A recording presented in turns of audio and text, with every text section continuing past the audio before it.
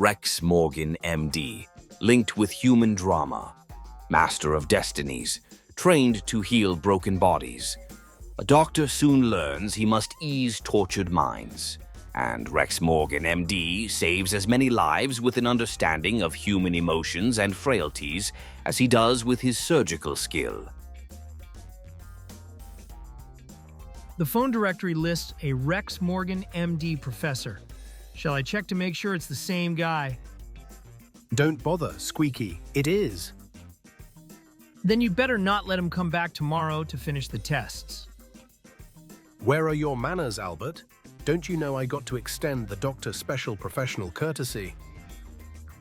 With the educational job our papers and magazines are doing on cancer, you'd think the public would be especially certain about going to legitimate doctors, Rex. Fear makes sensible people do strange things, June. I suppose it's because some persons still think of cancer as incurable. Yes, and statistics show it's anything but that, particularly when discovered in the early stages. Meanwhile, But she said her doctor told her she has cancer, Professor. So what? She doesn't like the treatment he suggested, and my way is painless. Except for her pocketbook. What are you studying, Rex? A slide the pathologist sent me on a biopsy taken from one of our patients. It shows some early malignant changes. With immediate treatment, we can promise this woman a complete cure. Her husband is to bring her in today so I can make plans for hospitalization. Yes, this is Dr. Morgan's nurse. But Dr. Morgan's was expecting you and your husband today. Shall I give you another appointment? You don't. It was the patient on whom you made the diagnosis of early cancer, Dr. Morgan. She decided against going to the hospital for treatment. But she must. She can be cured if surgery is done now. What explanation did she give? She simply said she decided to get treatment elsewhere.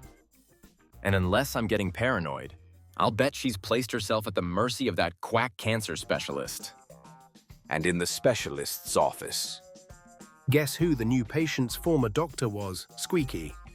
She told me Professor, none other than Rex Morgan, MD. Look at this slide, June. It shows early malignant changes. In other words, the patient can be cured if properly treated now. The field you are looking at now shows normal, healthy tissue cells, June. Compare those with the ones you will see next.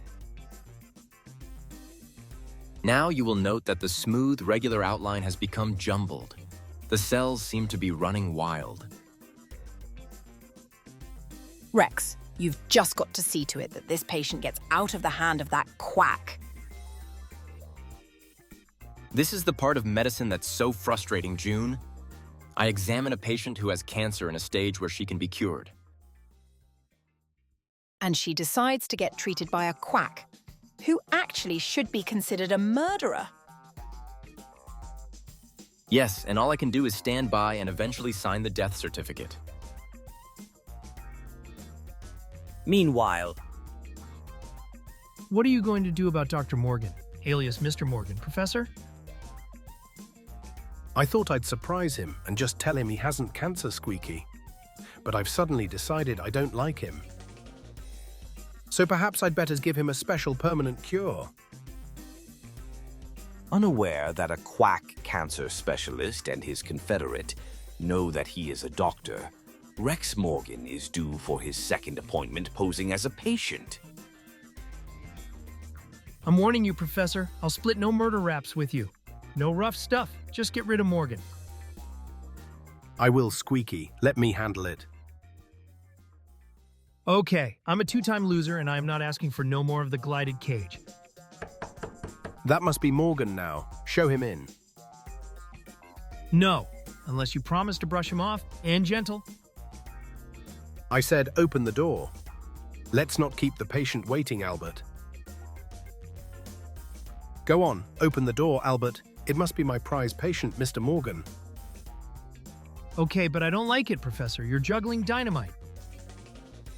Mrs. Wicks, the doctor wasn't expecting you. I know, but I just had to see him again for a minute. Doctor, I must talk to you again about my case. Are you sure you can cure me without surgery? Dr. Morgan said I should go to the hospital. My dear lady, are you questioning my ability? No, doctor. I guess I just wanted to be reassured. Then reassured you'll wait here until my next patient arrives. It's not that I question your ability to cure cancer, doctor, but I'm so confused. Dr. Morgan told me I should have immediate surgery. I'm fully aware of your conflict, Mrs. Wicks, and I promise there'll be no question in your mind very shortly. The patient you were expecting is here, Professor. Show him in, Albert. But before you do, take Mrs. Wicks into the next room and leave the door open, so she can see and hear a very interesting interview. Ah, Mr. Morgan, sorry to keep you waiting. That's all right, Doctor. I know how busy you must be. I suppose you're still anxious to learn whether or not you have cancer. Yes, very. I could hardly wait for my second appointment with you. Why, that's Dr. Morgan. Yes, Mrs. Wicks. You can see now that even members of the medical profession come to the professor for consultation. Just think, I was beginning to question the professor's ability, and even my own doctor comes to him for care. That's right, Mrs. Wicks. You've seen it for yourself. I've been on pins and needles waiting to see you, Doctor. I only wish you'd been able to complete my examination on my first visit. But I did, Mr. Morgan. I have reached a decision about your case. Then you found I have cancer. Your studies are negatives. You do not have cancer, Mr. Morgan. But doctor, I was certain I had cancer. Then my report is good news, is it not, Mr. Morgan? Well, yes, though it's a surprise. Surprise? Then here's another for you. Won't you come out now, Mrs. Wicks? I'd like for you to meet another of my patients. Just think, Dr. Morgan tried to discourage me from coming to you, doctor, and I find he's a patient of yours too. Now you know you're in good hands, eh, Mrs. Wicks? Yes, Albert, and when my husband hears about this, you can depend on a most generous contribution for the professor's work. What's wrong, Rex? You look like the man who gave the wrong answers on a giveaway program. I feel like it after the way I botched up my interview with the professor. But somehow I must keep my patient from becoming his victim.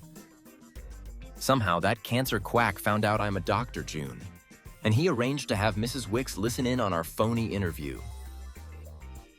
And that's all she needed to be convinced the professor is legitimate. Get Mr. Wicks on the phone. I must make him understand how important it is for his wife to get proper treatment before it's too late. And at the professor's office. Well, did I get rid of Dr. Morgan the way you wanted it, Squeaky? Yeah, you did it smooth, Professor. So long. But how about this machine? You'd better rig it up the way it should be. A very interesting gadget. A harmless fake unless certain little changes are made. Dr. Morgan doesn't know how close he came to having a fatal heart attack. You'd better fix this machine up, Professor. I don't know exactly how it should be rigged. I'll take care of it, Squeaky, after my, nap. Wake me up about a half hour before Mrs. Wicks's appointment. I have Mr. Wicks on the phone for you, Dr. Morgan. Thanks. I've got to make certain he doesn't let his wife go back to that cancer quack. Sorry, Dr. Morgan, but when we found you went to that doctor yourself, we decided he was the man to treat my wife. I can't force your wife to go to a hospital for proper treatment, Mr. Wicks, but it's murder for her to see that quack. Ah, Mrs. Wicks, you're right on time.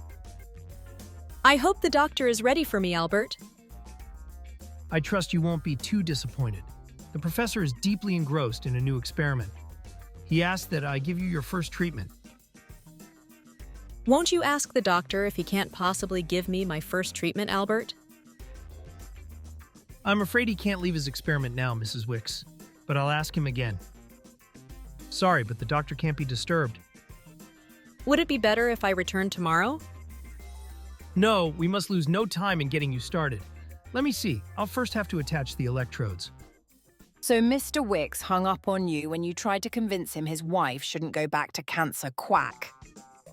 Yes, after telling me she's at the doctor's office now. Meanwhile, awakening from his sleep, the professor finds Squeaky about to give Mrs. Wicks a cancer treatment. No, Squeaky, don't. Professor, she isn't...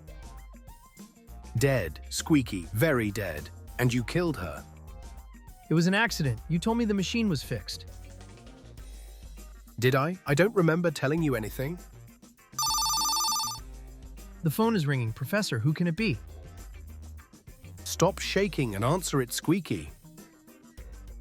No, maybe it's the police. Grab hold of yourself.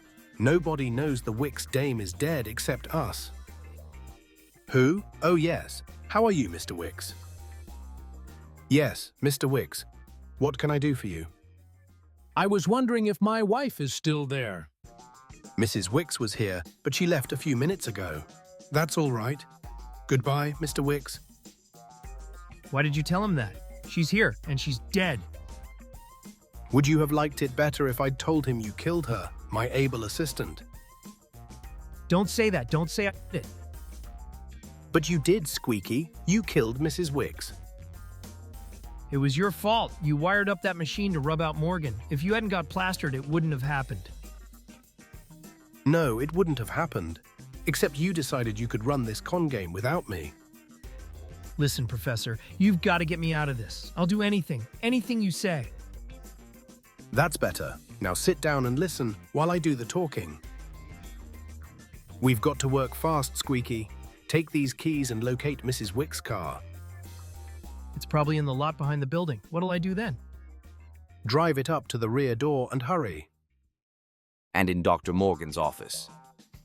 No, Mr. Wicks, your wife hasn't been here. Do you think the cops found the car yet, Professor? Drink up and stop worrying about it. All you've got to do is remember your lines. While in police headquarters. Lieutenant Brown is with the husband now, Captain. Okay, Ryan. Write up the routine report explaining where you found the car and the position of the body. I can't believe it. She seemed so well and hopeful when she left for the doctor's office, Lieutenant. Those things happen. At least we know. She didn't suffer, Mr. Wicks. It's the cops, Professor. They want to talk to you. What? Mrs. Wicks dead? Why only this afternoon she stopped here at my office, Captain? Yes, her husband told us that, Doctor. We're just making a routine report. It won't be necessary for you to come down to headquarters. But I insist, particularly if Mr. Wicks is there. The poor man must be terribly upset. Meanwhile, The police need you because the coroner is out of town. A woman was found dead in her car, probably a heart attack. Okay, tell them I'll be down, but only for a couple of minutes. I have patients to see. Glad you could come down to sub for the coroner, De Morgan. By the way, I understand the dead woman had been a patient of yours. A patient of mine? What's her name? A Mrs. Wicks. She was found slumped over the steering wheel of her car, probably a heart attack. Mrs. Wicks? A heart attack? What's wrong, De Morgan? Those things happen every day. True, Captain. Except that I gave Mrs. Wicks a thorough physical examination less than 2 weeks ago. Her heart was as sound as dollar. You say you examined Mrs. Wicks within the last 2 weeks and did not find any heart trouble, Dr. Morgan? Absolutely no cardiac disease, Captain. Her heart was in excellent condition. Come with me, Doctor. You'll have to see the body. meanwhile, Don't go down to see the cops, Professor. They said it wasn't necessary, so why not let well enough alone? You're too jittery, Squeaky. My appearance will dispel any doubts they might develop about the good lady dying from a heart attack. We didn't see any sign of violence on the body. Dr. Morgan, Perhaps you'd better check it a little more carefully. All right, Captain. Did I understand you to say she didn't have a treatment from that cancer specialist today? We checked with that doctor. Mrs. Wicks went for a treatment, but he was unable to see her. The assistant gave her another appointment for tomorrow. That sounds a little strange. I've never known one of those quacks who wouldn't see a patient with money. I came over as soon as I could, Mr. Wicks. I was shocked to learn of your good wife's untimely death. Thank you, Doctor. It was very kind of you to come. Have you completed the examination, Dr. Morgan? For the present, yes. Did you find any sign of violence? If you mean bruises, no. But I have found something to make me certain. Mrs. Wicks did not die of natural causes. Suspecting foul play, Dr. Rex Morgan pretends he agrees with the professor, a cancer cure quack, that the patient died of natural causes. Even though Mrs. Wicks's physical examination was negative 2 weeks ago, Dr. Morgan, she could have died of a heart attack today. That's true, Professor. I don't think an autopsy will be necessary after all. I'd better go talk with the husband. He's taking this very hard, Captain. I'll join you as soon as Dr. Morgan completes the medical report.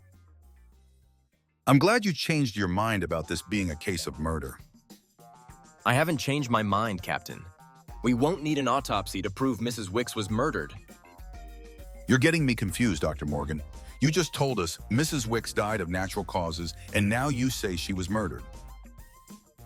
No, Captain. I said she died of a heart condition, but it was not natural. Then why did you say an autopsy isn't necessary? Because I have a more definite way to prove it.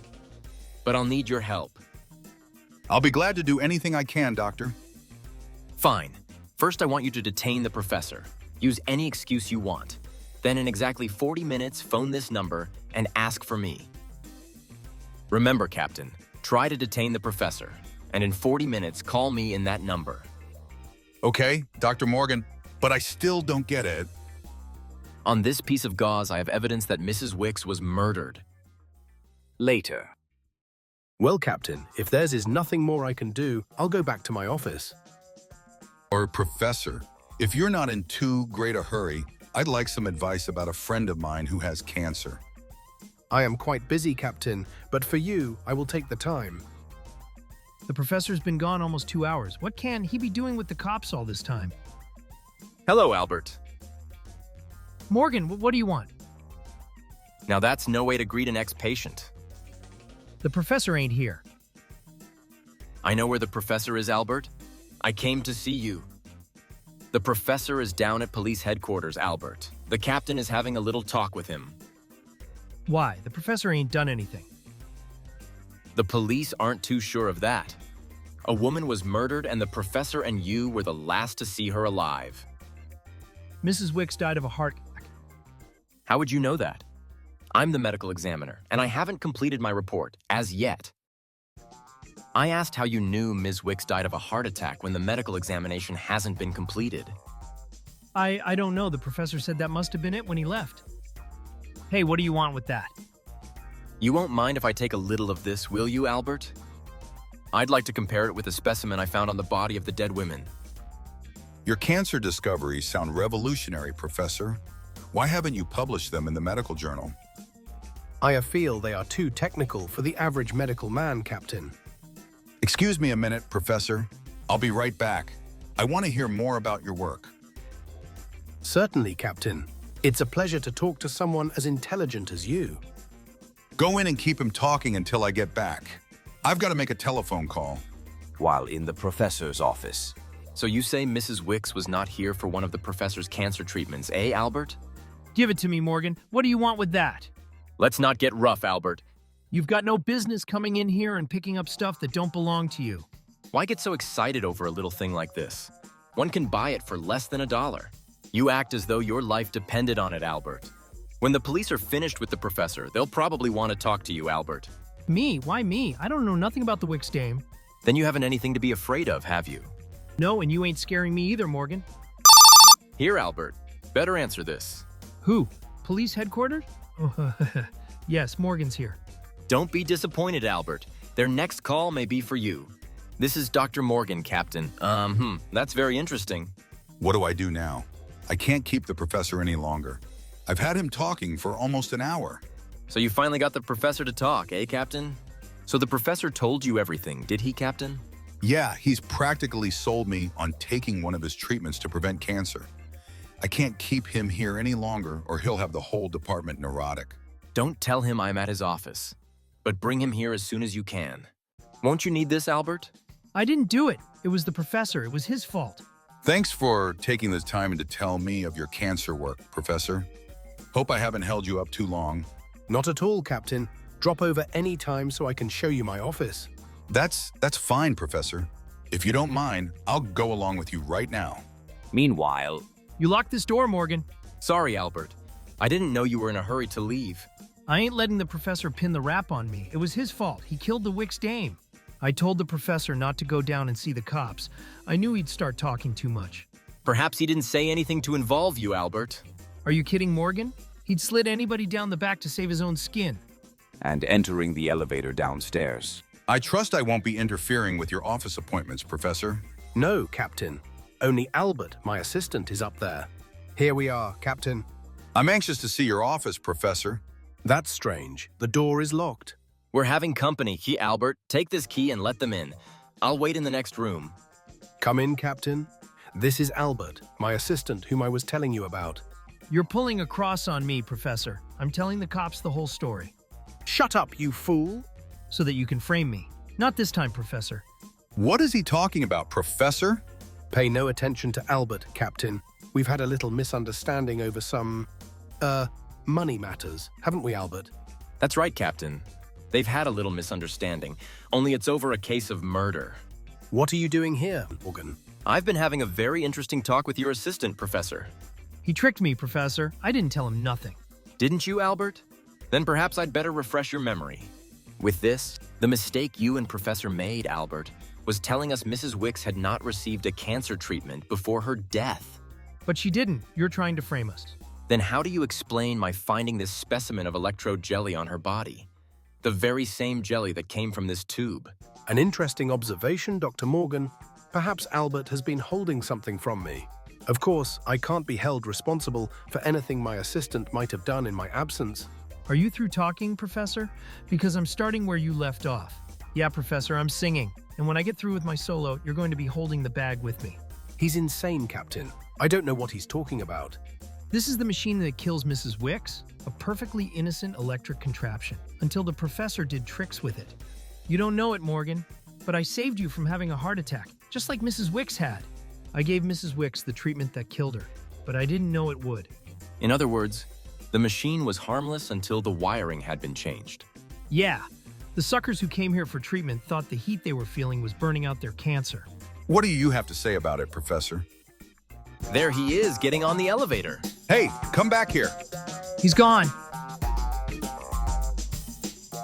Looks like your assistant doesn't want you to leave him, Professor.